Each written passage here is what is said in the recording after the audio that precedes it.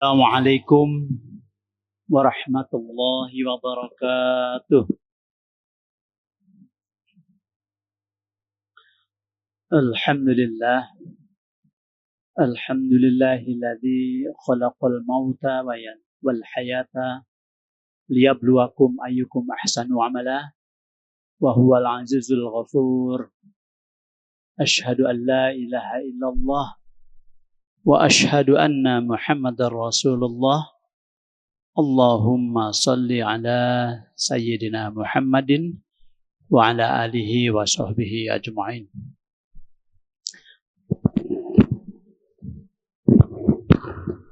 Pada yang terhormat Ketua DKM Al-Ihsan, Dr. Nasrul, spesialis bedah digestif. Kemudian juga yang kami hormati para pengurus DKM Al-Ihsan, kemudian juga para kesepuhan, para ulama, para asatiz, kemudian juga bapak-bapak, ibu-ibu hadirin sekalian yang pada pagi hari ini dirahmati Allah. Setelah kita melaksanakan sholat subuh berjamaah, kita bersyukur pada Allah. Hari ini kita masih diberikan kesempatan mendapatkan nikmat iman, nikmat sehat ya pada subuh kali ini. Alhamdulillah. Dan nikmat-nikmat yang lain yang kita tidak bisa menghitungnya, banyak sekali kenikmatan yang Allah berikan kepada kita. Salawat dan salam semoga selalu terlimpah curahkan pada junjungan Nabi besar kita Nabi Muhammad sallallahu alaihi wasallam, pada keluarganya, para sahabatnya dan juga para pengikutnya yang taat melaksanakan perintah-perintah Allah dan kemudian menjadikan Rasulullah sebagai suri toladan yang terbaik bagi kita. Semoga kita mendapatkan syafaat yaumil akhir nanti. Amin ya rabbal alamin. Bapak-bapak, ibu-ibu hadirin sekalian yang dirahmati Allah, kami atas nama pimpinan Rumah Sakit Sari Asih Ciledug menyampaikan terima kasih kepada DKM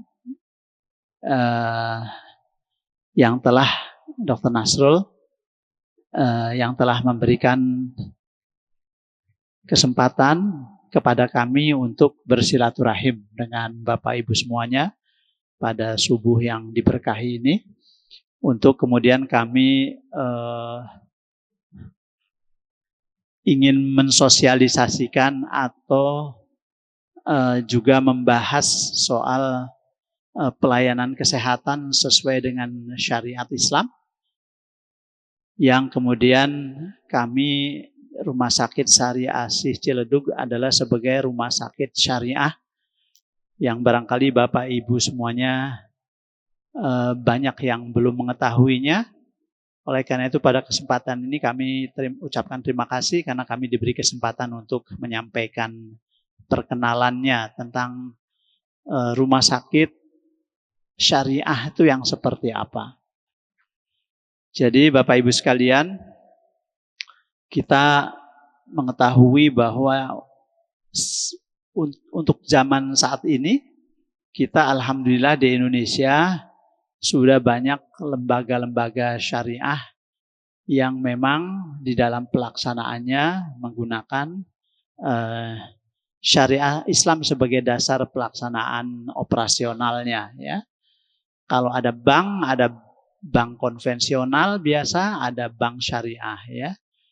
Kemudian ada asuransi juga, asuransi biasa, ada asuransi syariah.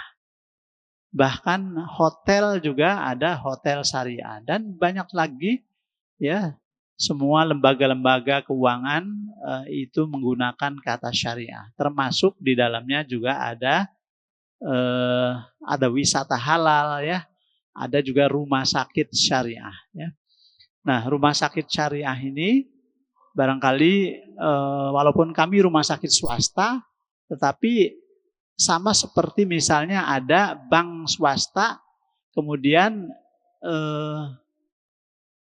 melakukan sertifikasi syariah, maka menjadi bank syariah, ya.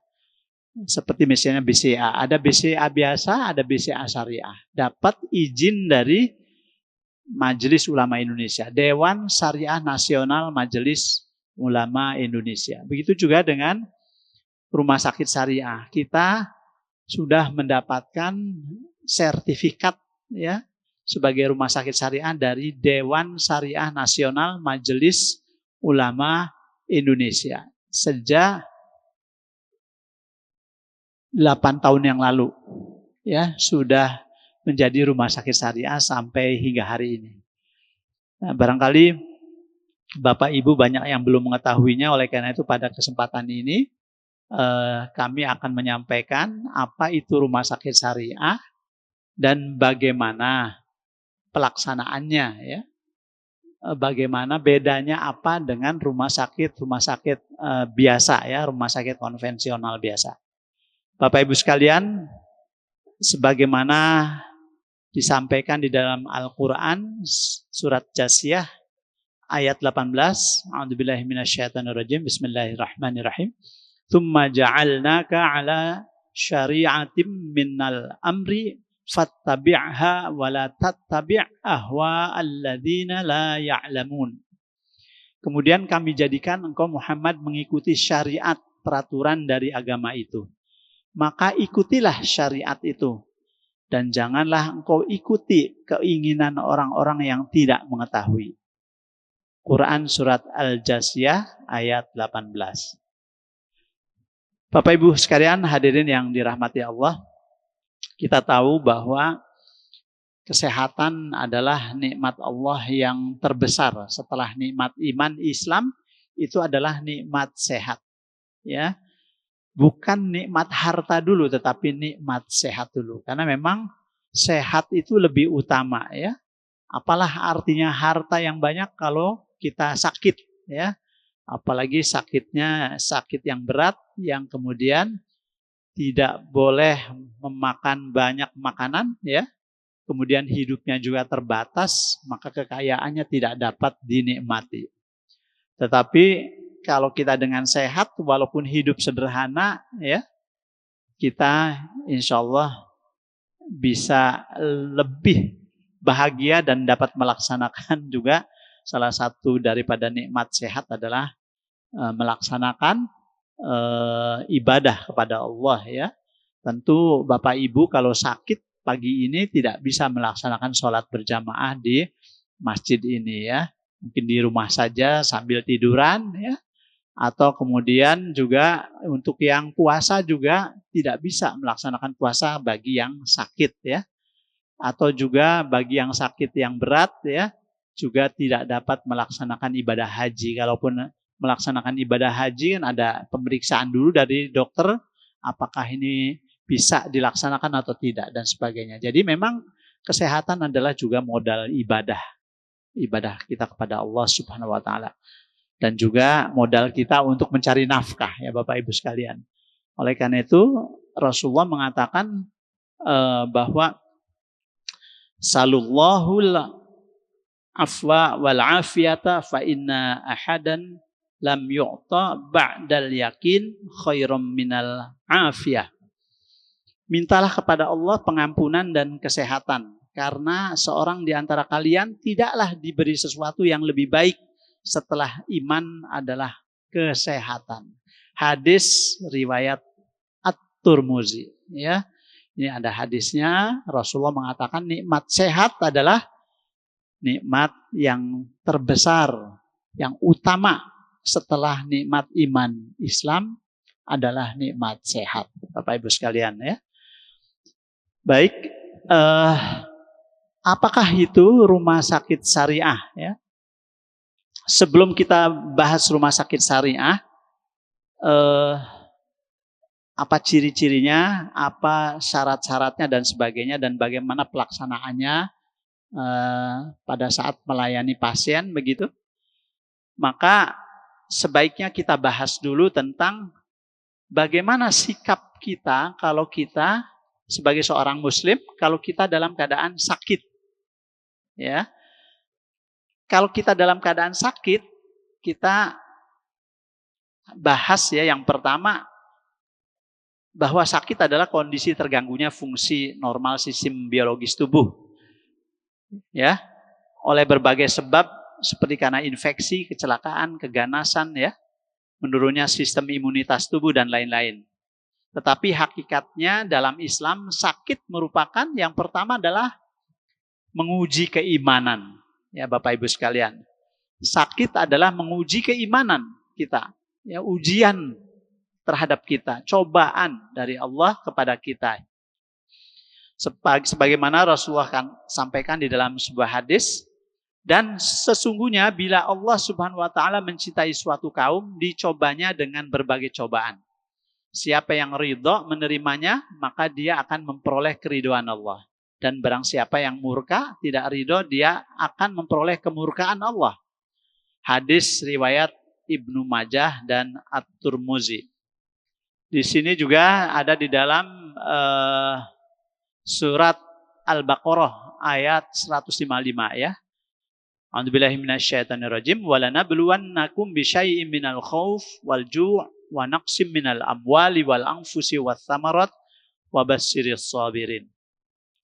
Dan kami pasti akan menguji kamu dengan sedikit ketakutan, kelaparan, kekurangan harta, jiwa ya, di dalam hal ini sakit dan buah-buahan, dan sampaikanlah kabar gembira kepada orang-orang yang sabar.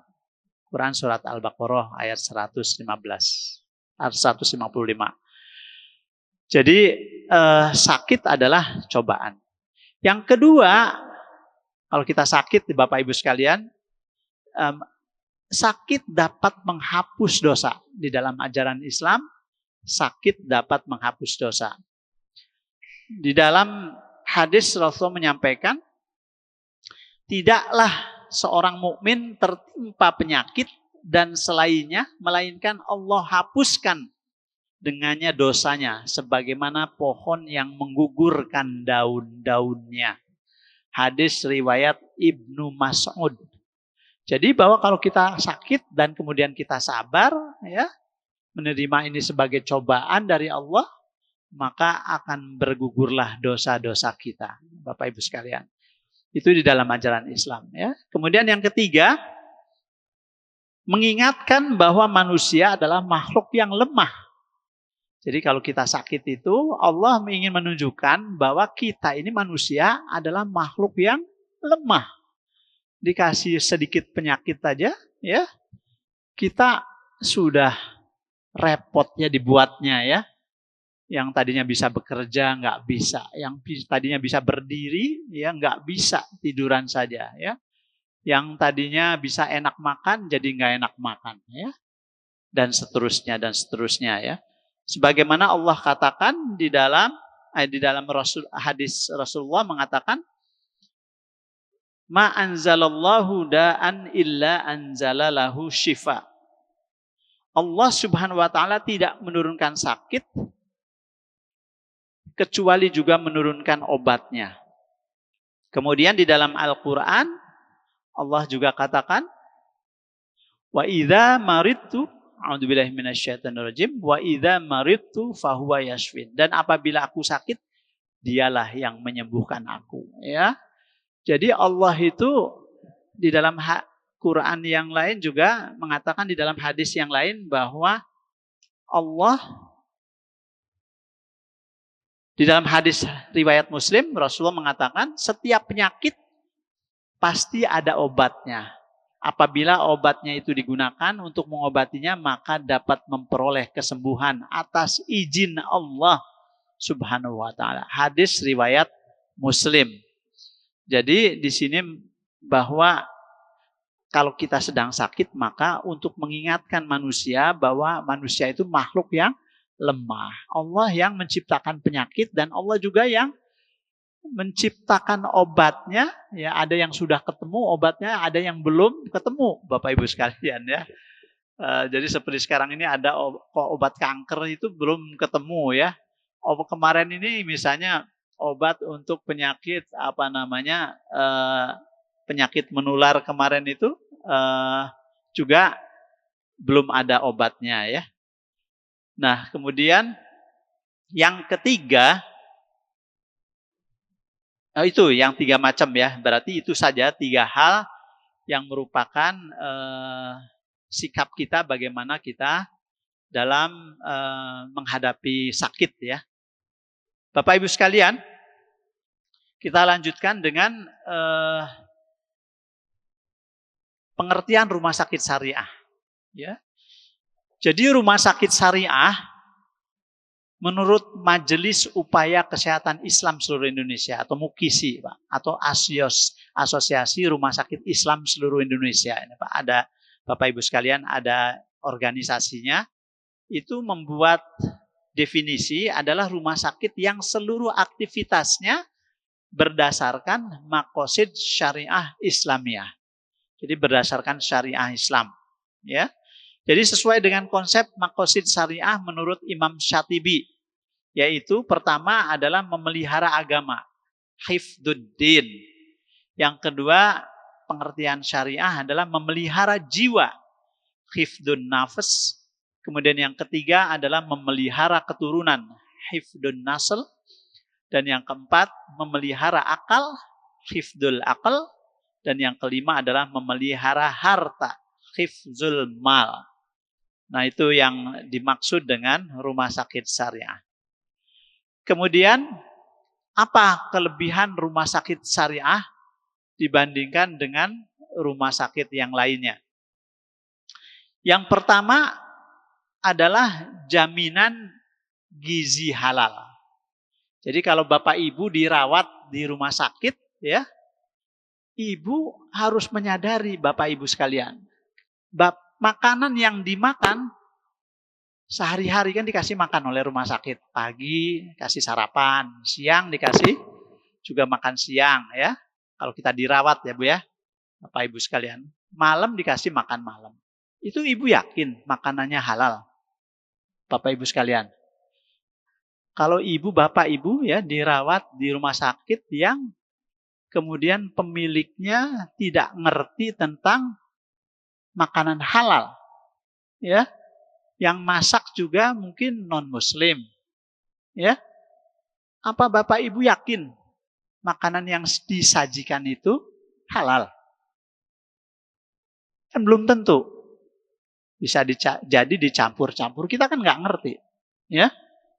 Kalaupun daging ayam, itu ayamnya dipotong atau dengan berdasarkan syariat Islam pakai basmalah atau cuman dibanting doang gitu ya, atau lehernya dimatikan tidak sesuai dengan syariat Islam, ya. Itu kan walaupun dagingnya ayam tapi tetap jadi haram karena perlakuannya untuk menyajikan ayam itu tidak sesuai dengan syariat Islam. Kalau salah satu kehalalan itu disyaratkan di dalam ajaran Islam adalah binatang yang disembelih bukan karena Allah itu jadi haram. Ya. Tetapi yang halal adalah binatang yang disembelih karena Allah. Ya, pakai bismillah. Ada cara-caranya memotongnya, tidak boleh menyakiti hewan. Jadi harus dengan pisau yang tajam. Ya seperti Bapak Ibu menyaksikan kita memotong sapi pada saat kurban kan ya. Itu ada syarat-syaratnya, tidak boleh sembarangan. Jadi kalau Bapak Ibu dirawat di rumah sakit non-Muslim, ya misalnya, terus dikasih makan, Bapak Ibu yakin itu makanannya halal? Ya, belum tentu. Ya, belum tentu. Ya, wallahu alam. Jadi kemungkinan kalau sudah seperti itu, subhat masuknya adalah subhat. Dan Allah katakan, Rasulullah katakan setiap subhat itu harus dijauhi. Kalau bisa jangan dikonsumsi. Kecuali apa Bu? Kecuali makanannya ikan ya. Ikan boleh dimakan nggak Bu? Harus disembelih nggak? Tidak harus disembelih. Makanya saya sendiri nih kalau misalnya pergi ke daerah non-Muslim ya, kemudian restorannya misalnya, mohon maaf ke Bali ya, Bali restorannya kan kebanyakan yang menjual adalah non-Muslim ya.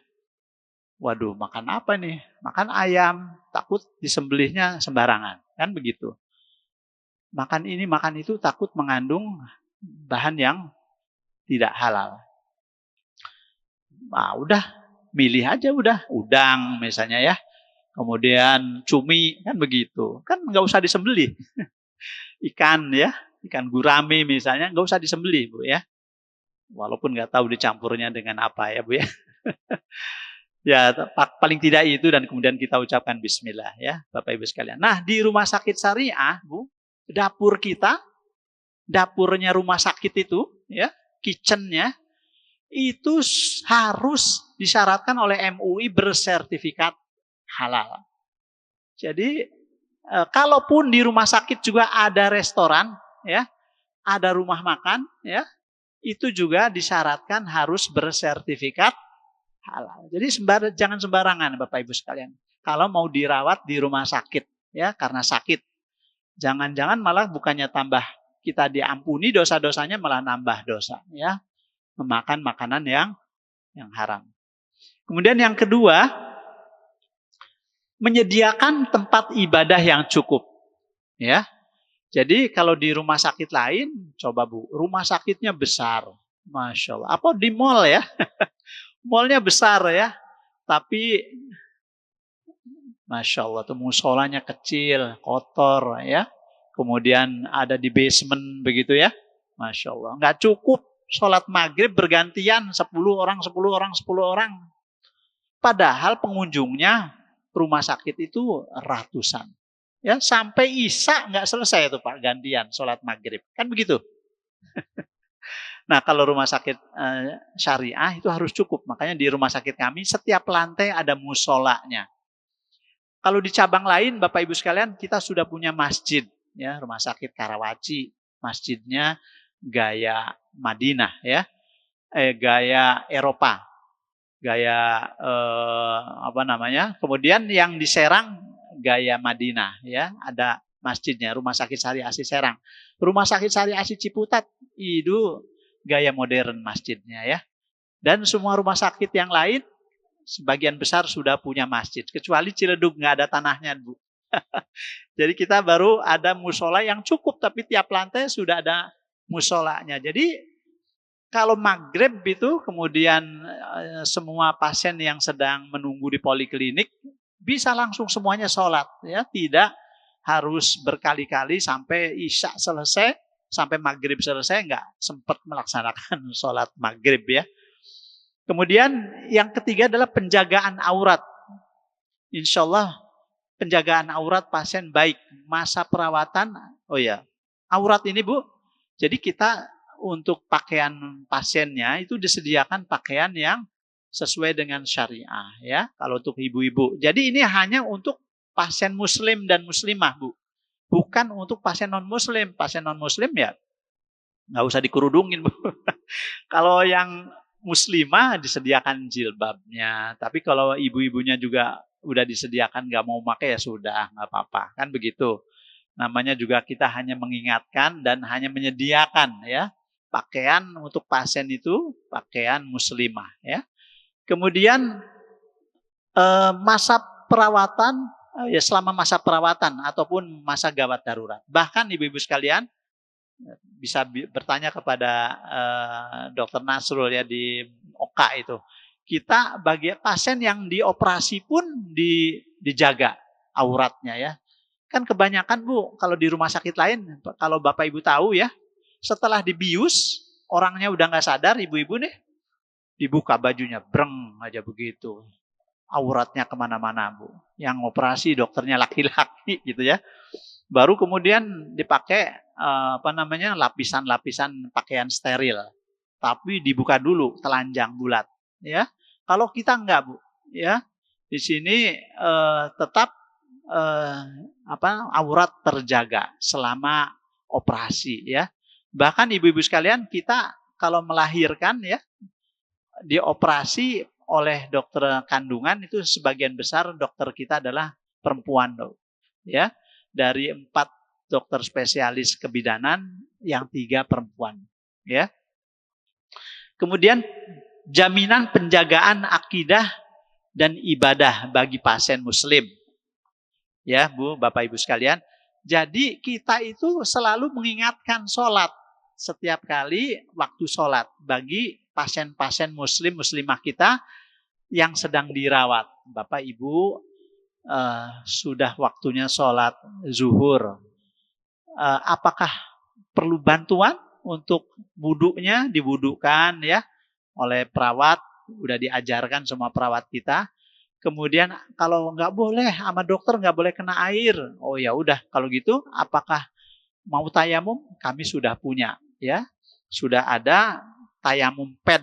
Jadi kotak begitu Bu isinya debu apa namanya yang sudah bersih ya, yang sudah steril ya. Apa namanya untuk tanah yang sudah steril untuk bisa tayamum. Kemudian sholatnya juga dibantu ya Bu ya. Nggak bisa berdiri, boleh sambil duduk, nggak bisa duduk, boleh sambil berbaring, itu ada dibantu oleh petugas. Kalau nggak bisa berbaring juga pakai isyarat sholatnya ya. Kalau kemudian nggak sadar, ya nggak perlu sholat. Kalau meninggal, ya disolatkan ya Ibu Bapak sekalian. Jadi Bapak Ibu sekalian, menurut penelitian, ini syuruk jam berapa ya Bapak Ibu sekalian? Ya? Jam 6, baik. Ada waktu 15 menit lagi ya. Jadi kita sampai syuruk. Menurut penelitian, 80% pasien yang dirawat muslim-muslimah itu enggak sholat. Katanya Allah juga maklum, lagi sakit kok disuruh sholat, ya pakai diinfus, pakai kateter, segala macam. Itu padahal, kata para ulama di Majelis Ulama Indonesia, tetap harus sholat, ya, tetap harus sholat, ya, kecuali tadi sudah koma, ya, udah nggak sadar, ya, nggak bisa sholat kan, nggak sadar, memang nggak perlu sholat, atau ibu-ibu sedang berhalangan, ya nggak perlu sholat, ya, atau anak kecil yang belum balik, ya, itu juga tidak perlu sholat. Selanjutnya, perbedaan rumah sakit syariah dengan rumah sakit lain, bimbingan sakaratul maut Bu tadi ya, menjaga agama ya. Jadi bagi pasien-pasien yang sudah berat ya, sudah sudah tahap terminal, tahap akhir, itu biasanya nggak bisa ditolong walaupun sudah di ICU, tetap akhirnya kemudian pasien masuk dalam sakaratul maut ya. Itu kita pastikan di rumah sakit syariah, di rumah sakit syariah Ciledug ya, itu ditalkinkan Bu, sudah pasti ditalkinkan. Kalau Bapak Ibu dirawat di ICU rumah sakit lain, itu biasanya keluarganya nggak boleh masuk, ya. Pada saat kritis, ya, keluarga kita di ICU itu keluarganya nggak boleh masuk. Karena memang hampir semua standar rumah sakit seluruh dunia memang kalau di ICU nggak boleh ditunggu, kan begitu Bu, Bapak ya.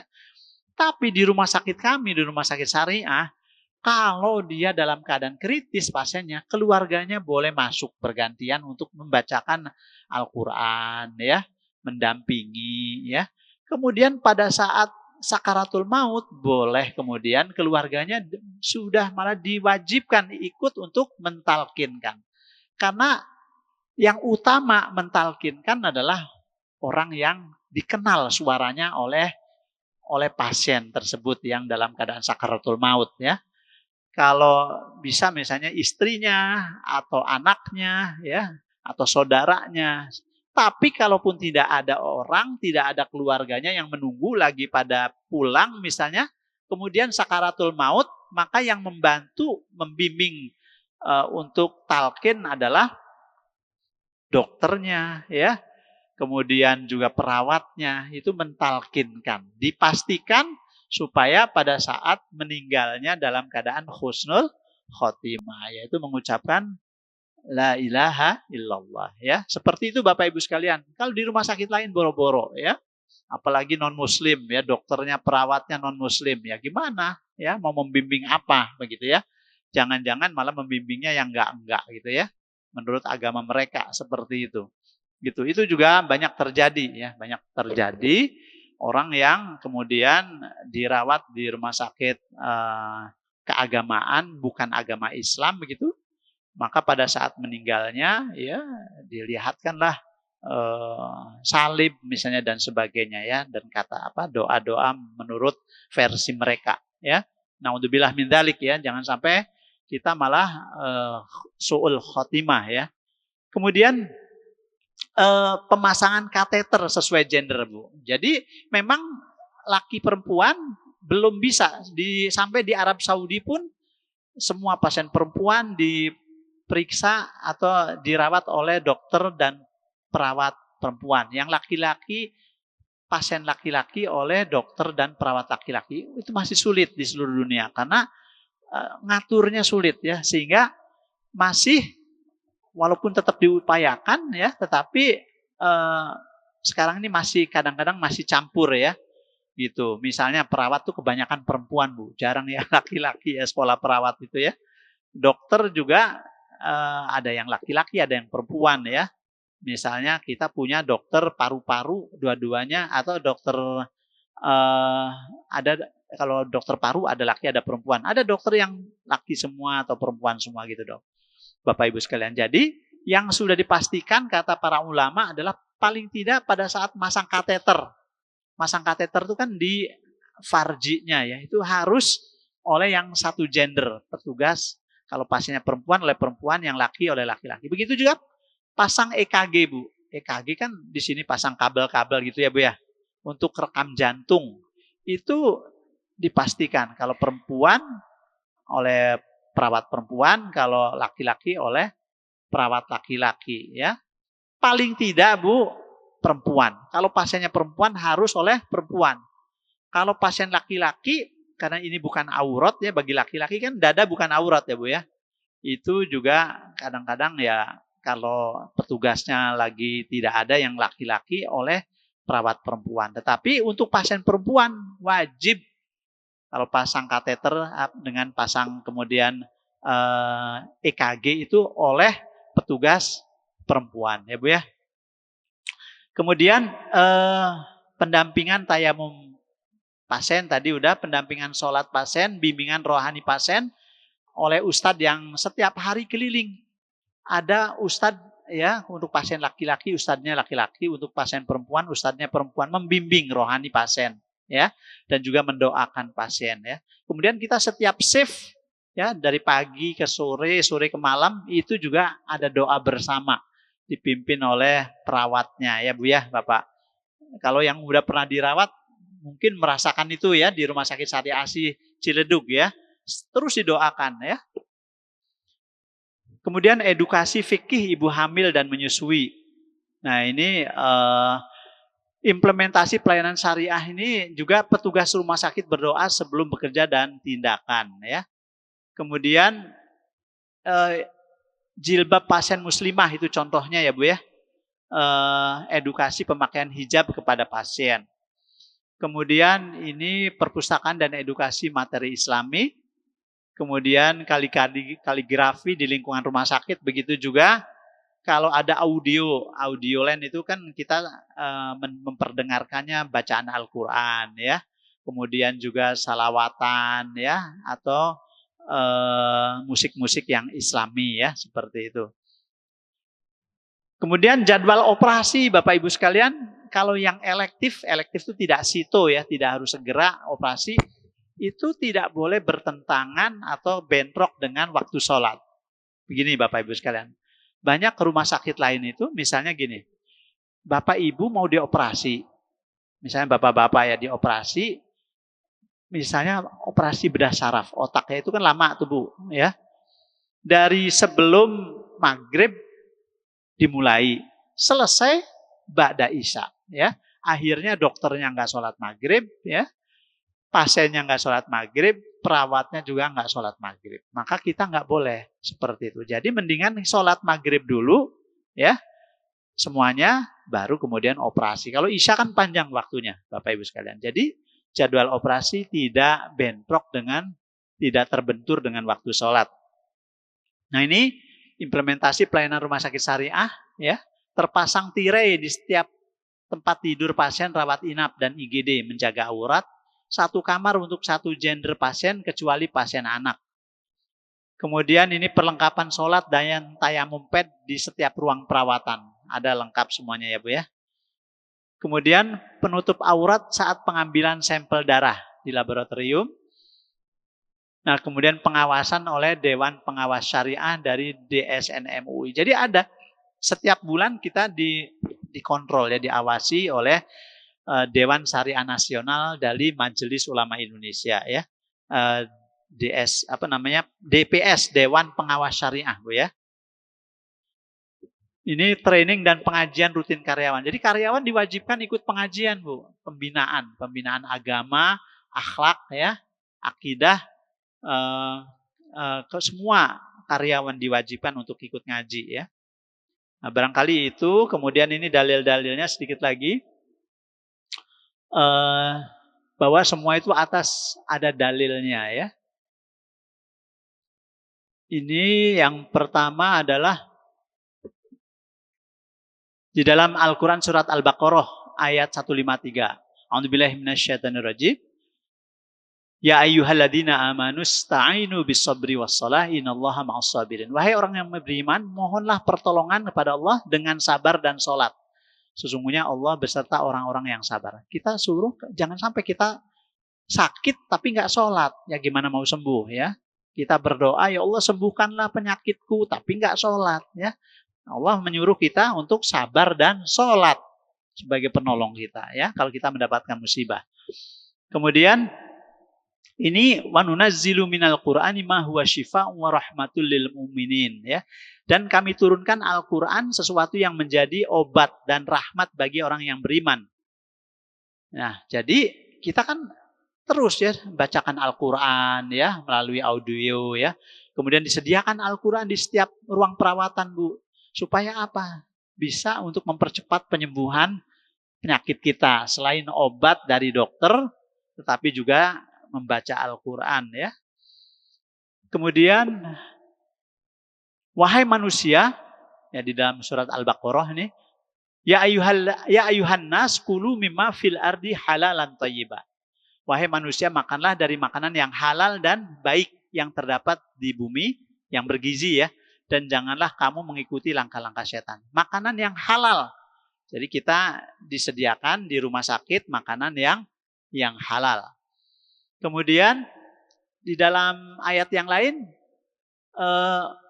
berdoalah kepadaku dan Tuhanmu berfirman, berdoalah kepadaku niscaya akan aku perkenankan bagimu. Sesungguhnya orang-orang sombong tidak mau menyembahku akan masuk ke neraka jahanam dalam keadaan hina dina. Quran surat Ghafir ayat 60. Jadi kita diupayakan terus berdoa. Jadi selain diobati ya, dikasih obat dari dokter, dioperasi, diikhtiarkan, tetapi juga kita jangan lupa berdoa ya. Dan kemudian baca Quran, kemudian makan makanan yang halal ya, Bapak Ibu sekalian. Itu barangkali alhamdulillah ada waktu 5 menit nih sebelum kita masuk kita selesai ya. Barangkali kalau ada pertanyaan-pertanyaan boleh izin ya dari panitia nih. Kalau ada silakan Bapak Ibu sekalian, ada pertanyaan? Silakan. Pak Kiai ini. Waalaikumsalam.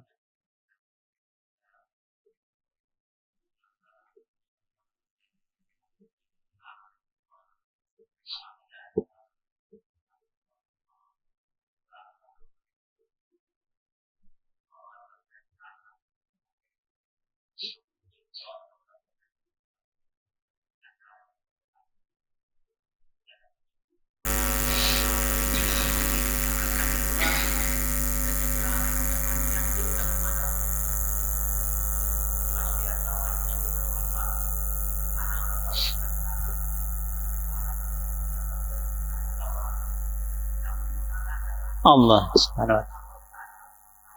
Ya. Baik Pak Kiai. Jadi memang tadi saya sampaikan ya, dan apabila aku sakit dialah yang menyembuhkanku. Wa idza maridtu fahuwa yashfin. Bukan dokter, bukan perawat, bukan rumah sakit yang menyembuhkan, tapi Allah. Tetapi tetap kita harus ikhtiar. Sama seperti kita mencari rizki. Yang memberikan rizki kepada kita siapa Bu? kita, pengusaha, atau siapa? Bukan. Allah yang memberikan rizki kepada kita, kan begitu. Tapi apa kita diem aja, nggak dagang, nggak kerja, nggak apa, cari nafkah, kan tetap ikhtiar, ya Bu ya. Sama ini juga. Yang menyembuhkan penyakit adalah Allah. Tapi Allah minta kepada kita untuk ikhtiar ya dengan obat. Tadi ya, Nabi mengatakan setiap penyakit ada obatnya, ya. Barangkali itu. Makasih. Barangkali ada lagi yang lain? Silakan Bapak Ibu sekalian dimanfaatkan. Jadi ini untuk memperkenalkan ya bahwa jadi untuk saat ini Bapak Ibu sekalian di Indonesia rumah sakit syariah itu sambil ini ya kalau ada yang mau nanya silakan langsung acung aja ya Bapak Ibu sekalian.